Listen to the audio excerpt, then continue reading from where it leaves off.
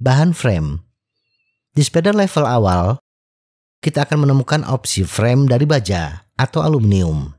Kita akan menemukan opsi frame dari titanium dan serat karbon untuk sepeda kelas atas.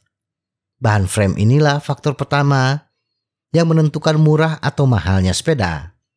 Jualan utama pabrikan yang terkait dengan frame adalah bobot sepeda.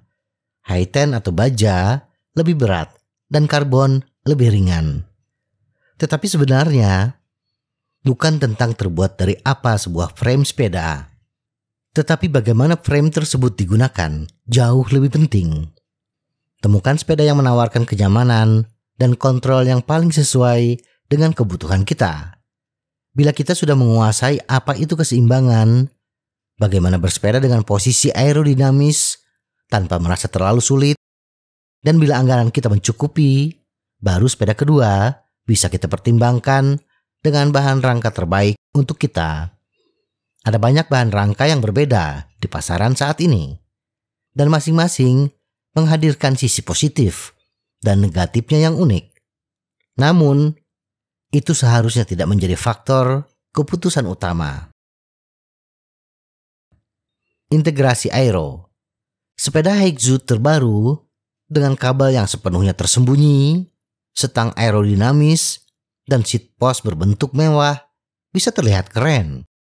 Haikzu mengacu pada sesuatu yang mahal, boros, dan berlebihan.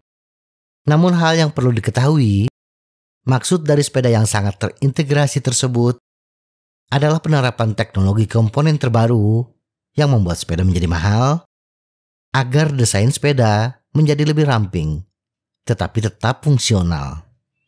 Remnya hampir selalu cakram hidrolik, di mana selang rem bisa ditekuk pada sudut yang sulit. Sementara shifter dikontrol secara elektronik. Sekali lagi, memungkinkan segala macam tikungan dan belokan yang aneh mengikuti bentuk bingkai sehingga sepeda bisa lebih aerodinamis. Sepeda dengan kabel yang sepenuhnya tersembunyi terlihat keren.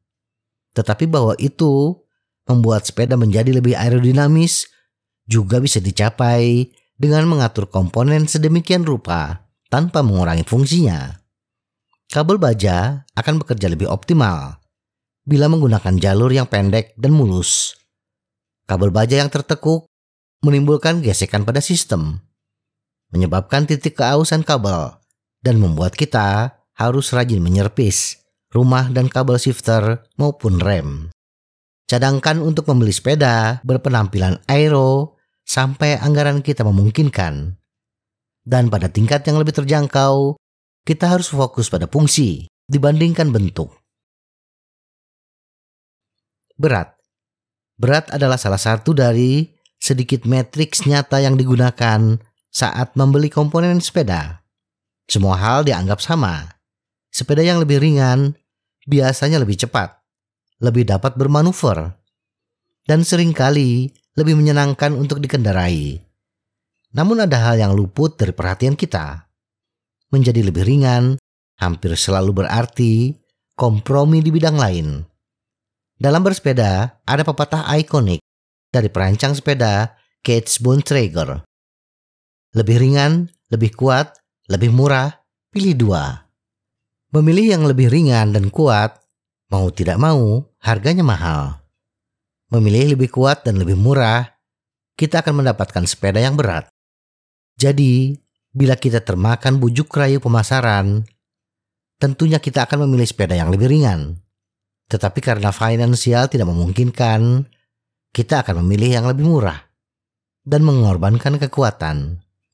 Karena kita masih pemula yang masih belajar bagaimana meningkatkan daya tahan dan kekuatan, pilihan terbaik adalah lebih kuat dan lebih murah. Bobot sepeda seringkali merupakan skenario kasus terbaik. Bobot komponen akan bervariasi dalam batch manufaktur. Dan dalam beberapa kasus, pabrikan yang menerbitkan bobot ini secara sadar menggunakannya sebagai alat penjualan. Dan mungkin telah melengkapi ban yang rawan bocor. Atau mungkin membuat yang lain. Kompromi untuk mendorong penjualan. Ini bukan berarti kita sepenuhnya mengabaikan berat sepeda sebagai faktor, tetapi kurangi penekanannya. Model pada rear derailleur. Tidak jarang marketing S3 akan menonjolkan komponen sepeda yang paling menonjol. Kebanyakan akan memoles RD semewah mungkin, karena di sini biasanya tercantum nama model grup set dan dikelilingi oleh komponen yang jauh lebih murah. Ini adalah taktik penjualan lama, karena sebagian besar konsumen akan berbelanja berdasarkan kunci dan bagian sepeda yang terlihat, dan sering mengabaikan detail yang lebih kecil. Tidak jarang kita mendengar sepeda A menggunakan drivetrain Deore M5100. Ternyata yang Deore M5100 hanya RD, shifter, dan cranksetnya saja. Sistem rem, prehab, rim bukan dari kelas Deore M5100. Bahkan untuk menekan harga, mereka tidak menggunakan ban dengan kualitas yang sekelas Deore M5100. Jarang ada sepeda dengan ban Maxxis, ban kelas menengah. RD yang mewah hanya layak dimiliki dan berjalan secara optimal jika komponen lain di sekitarnya memiliki kualitas yang hampir sama atau sebanding. Syukurlah taktik penjualan ini jauh lebih jarang dilakukan saat ini, tetapi kadang-kadang masih muncul. Semoga informasi ini bermanfaat. Tetap sehat, salam goes.